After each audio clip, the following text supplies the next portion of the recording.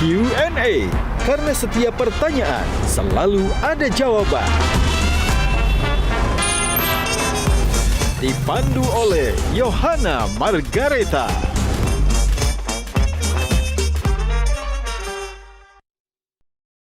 Dipersembahkan oleh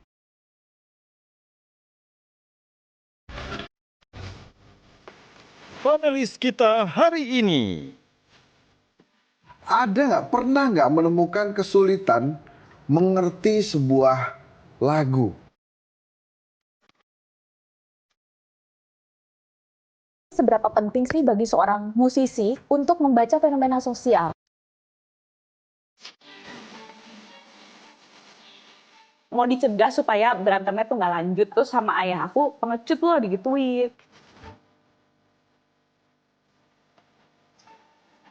Masih Kang Fauzi adalah sahabat dari SMA ya Bella ya? Betul sekali. Sekarang ceritakan rahasia yang harus kita ungkap. Kenal dengan Chrisye pada saat saya di SMA. Nah, tiba-tiba Chrisye datang ke saya, gue pengen album berikutnya lo yang megang. Sebenarnya ngeband saya tuh ya, lebih ke supaya saya bergaul. Yang ada September Ceria, itu aku nggak terima duit sepeser pun. Gajah Duduk dipilih karena sudah lama hadir dalam mewarnai perkembangan berbusana di Nusantara dan telah melekat di hati lapisan konsumen secara turun-temurun. Perkembangan sarung sedemikian pesatnya, sehingga sekarang tidak hanya dikenakan oleh pria sebagai outfitnya, karena kain sarung Gajah Duduk menawarkan kenyamanan yang sesungguhnya, serta tidak bisa dibandingkan. Hal ini sesuai dengan tagline kita, Legenda Nusantara, bahwa sarung adalah budaya kita, sarung adalah Indonesia.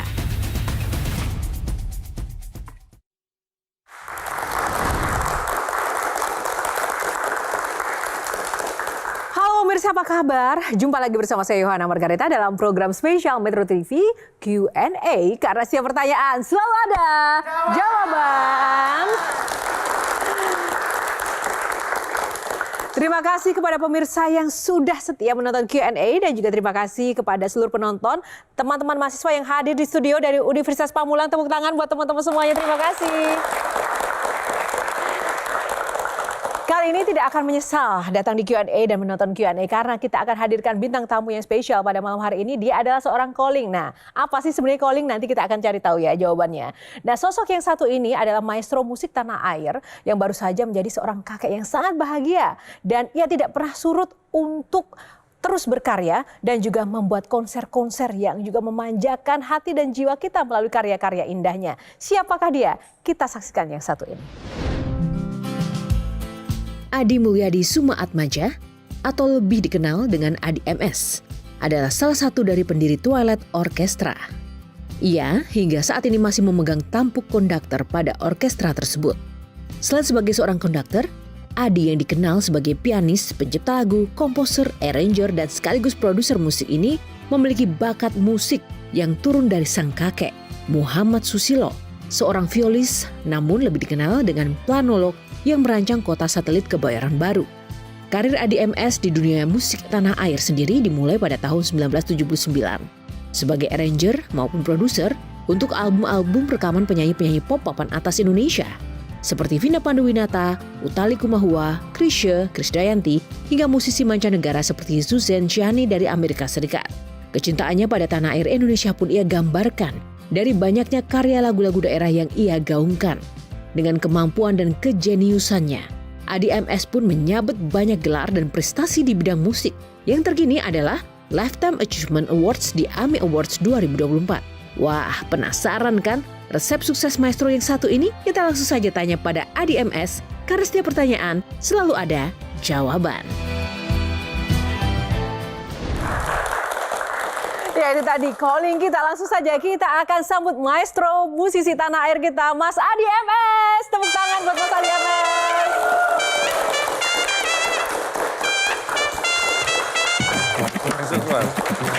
Wih, Mas Adi, apa kabar? Aduh, langsung pengen nyanyi ya kalau ada Mas Adi di sini. Lagi sibuk apa Mas Adi? Seperti biasa menyiapkan konser, video game concert. Oh, itu yang Februari. menggandeng artis-artis K-pop ya? Iya, yang suka Korea tuh istri saya, dia ARMY banget. Oh, ARMY BTS dong ya? BTS. Oke. Nah, oke. Selain musik dan nanti kita akan gali-gali lagi, katanya Mas Adi juga saat ini sudah menjadi seorang kakek yang bahagia. Berarti sekarang kita panggilnya kakek, opa, atau apa nih?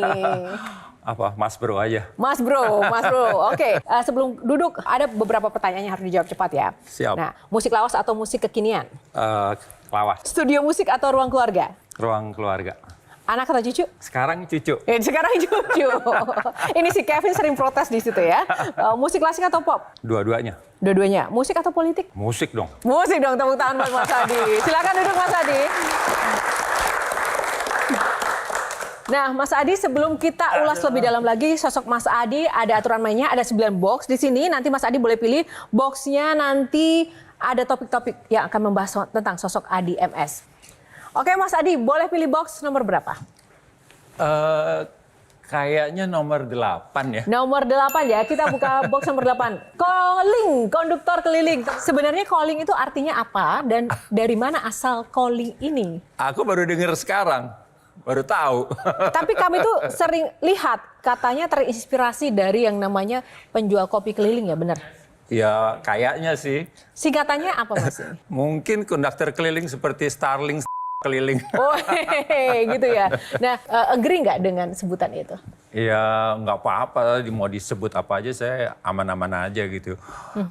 Sebenarnya kalau konduktor keliling itu, konduktor kan nggak harus associated dengan satu orkestra saja. Kadang dia menjadi music director dalam sebuah orkes simfoni gitu ya. Tapi dia kadang-kadang jadi guest conductor di orkes-orkes lain. Jadi pada waktu tertentu konduktor jadi calling juga. Oke, tepuk tangan dong buat Mas Adi. Mas Adi menekuni dunia musik kan prosesnya cukup panjang, tapi saya mau tanya dulu. Sekarang seorang Adi MS di titik ini apakah sudah seperti yang dicita-citakan atau yang diharapkan? Saya ingat saya dari SMA, dari masa muda lah gitu ya. Enggak pernah tuh punya cita-cita tertentu yang spesifik gitu ya. Mungkin saya salah ya. Tapi saya selalu berprinsip hidup itu cuma sekali. Seperti Tuhan kasih kita satu playground, kasih tiket, yuk main. Nanti pada saat tertentu check out gitu ya. Nah, saya ingin pada saat saya menggunakan playground saya ini, saya bahagia aja, simple. Dan itu yang bikin waktu saya harus memutuskan saya teruskan ke perguruan tinggi mana, fakultas apa, saya berantem sama papa waktu itu karena papa ingin saya terus kuliah, saya musik. Kenapa? Karena hanya dengan musik saya bisa hidup bahagia, saya bilang gitu. Papa punya perusahaan, punya pabrik yang ingin aku yang meneruskan. Bahkan ada satu surat wasiat di situ ditulis nanti pulang dari tur ke Solo, ke Jogja sama Kinan waktu itu. Pulang dari situ harus langsung persiapan memimpin perusahaan gitu ya. Saya bilang nggak bisa, saya hidup cuma sekali, saya ingin musik. Jadi sejak itu saya minta sama orang tua nggak usah biayai saya aja. Jadi semua kakak saya itu pasti menikmati perguruan tinggi, ada yang di Philadelphia, Amerika, ada yang di UI, macam-macam. Saya satu-satunya nggak mau terima duit sejak lulus SMA. Dan sejak itu bermusik? Yang penting jangan larang saya bermusik. Oh, tapi apa respon orang tua atau ayah? Awalnya marah, tapi begitu lihat tekad saya begitu, yo karepmu lah, dia bilang gitu. Tangan untuk orang tuanya Mas Adi. Tapi Mas Adi sendiri tahu bahwa saya memiliki bakat atau sense of music itu sejak umur berapa? Saya nggak peduli yang namanya bakat apa segala. Saya merasa lengkap kalau saya bermusik gitu aja. Nah, bermusiknya itu apa sih bentuknya waktu itu waktu Cuma masih kecil? Les piano, terus habis itu saya nggak betah terus mendapat instruksi terus. Saya orangnya pengen bebas gitu ya. Kadang-kadang lagi menekuni sesuatu, ada sesuatu yang lebih menarik lagi, saya bisa belok karena curiosity saya gede banget, pengen tahu ini, pengen tahu itu gitu. Nah akhirnya saya belajar sendiri, termasuk soal bukan piano aja, tapi aransemen, orkestrasi dan sebagainya. Katanya anak band juga ya, kalau dulu ya? Ya anak band, sebenarnya nge-band saya tuh ya lebih ke supaya saya bergaul.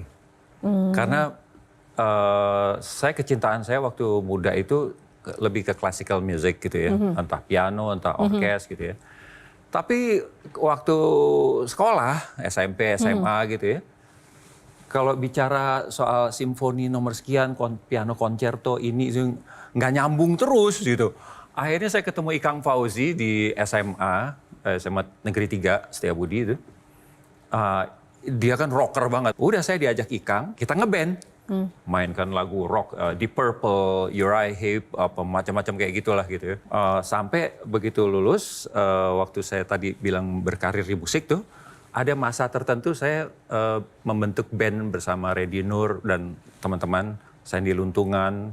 Itu bikin staff group namanya, band staff group sama Ikang. Agak-agak rock, agak-agak jazzy sedikit. Tapi Mas, wajar dong orang tua melarang ya, karena kan zaman dulu kan kepikir nggak bahwa ketika nanti masuk di dunia band, music itu kan mungkin pendapatannya tidak tentu. Itu kan dikhawatirkan orang tua nih, duitnya sedikit gitu. Itu gimana nih? Sebenarnya memang itu keresahan orang tua. Orang tua mana yang membiarkan anaknya nggak jelas gitu ya. Orang tua kan sayang sama anaknya, pengen anaknya hidupnya jelas lah gitu ya. Lah kalau ini langsung musik nanti gimana kamu hidup kamu selalu ditanya begitu gitu. Padahal papa modal dengkul, akhirnya punya pabrik, punya itu segala macam. Istilahnya lu tinggal nerusin gitu. Saat itu malah saya tertantang. Akhirnya saya datangi beberapa musisi senior gitu ya. Cari tahu pola hidupnya gimana, bagaimana menggunakan uangnya dan sebagainya. Akhirnya saya malah makin kuat, makin tekad, makin besar. Karena ternyata saya melihat musisi nggak ada bedanya dengan pengusaha, dengan yang lain-lain. Kalau kita nggak menyiapkan diri dengan asuransi, tabungan hari tua dan sebagainya, ya ada apa-apa ya kita tanggung sendiri. Nah, ternyata itu masalahnya pengelolaan keuangan dan sebagainya. Ya udah, saya makin yakin. Nggak, saya aman Pak.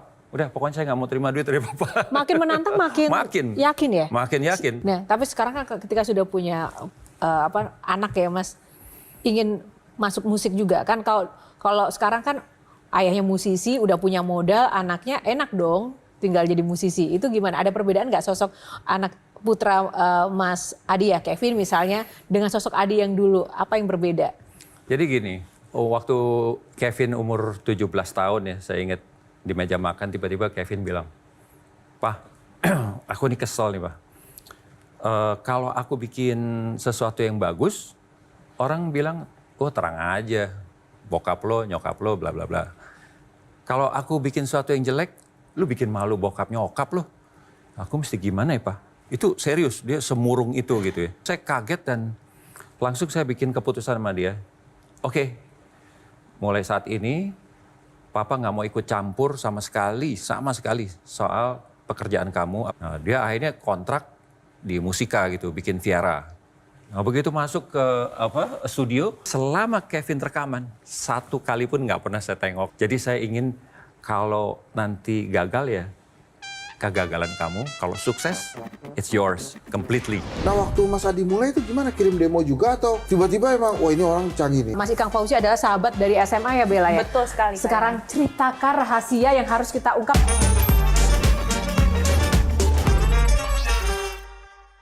Dipersembahkan oleh Jelajahi cara baru mendapatkan informasi. Download Metro TV Extend sekarang.